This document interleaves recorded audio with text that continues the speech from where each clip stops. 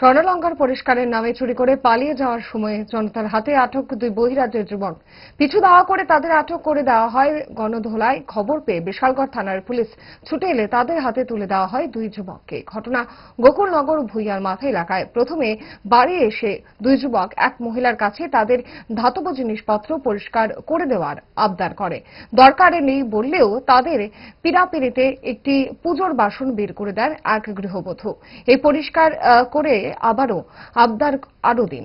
এরপর কানের দুল পরিষ্কার করার আবদার করে ওই দুই প্রতারক।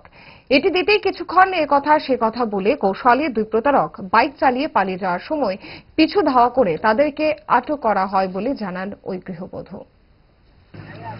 একটু পয়সা টিসা ছিল পাউডারের প্যাকেটের মধ্যে ভাইয়া দিয়ে দিছে। তারপরে কইছে ফ্রিজে রাখা দেওয়ার লিগা। তারপরে বাটি একটা বাটির মধ্যে যে লিকুইডটা আছে এটার মধ্যে দিয়ে আসি কইছে ফ্রিজে রাখা দেওয়ার লিগা। কইছে ফ্রিজ আছে না কিছু আছে ফ্রিজে রাখা দেন।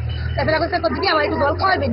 তা আমি গেছি জল দাও, আমি মেরে বলছি বাবা তুমি বাড়িটা নিয়ে ফ্রিজে রাখো। আপুর থেকে প্যাকেটটা পাল্টাইয়া আর একটা প্যাকেট ডালাইছে। আব্বু আবার আমার বলছে মা প্যাকেটটাই পাল্টাই লাইছে। তারা কতজন ছিল? তারা দুজন আসলো।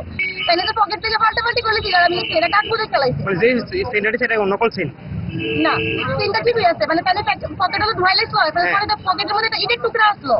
ওই মানে পাউডারের প্যাকেটের ভিতরে একটা ইটের টুকরা প্যাকিং করুন না, কাগজে মুড়াইন না। তো ওইটা মানে আমার দেয়া গেল কইলে আর ওইটা নিল কইলে, স্বর্ণেরটা লইয়া গেল কইলে।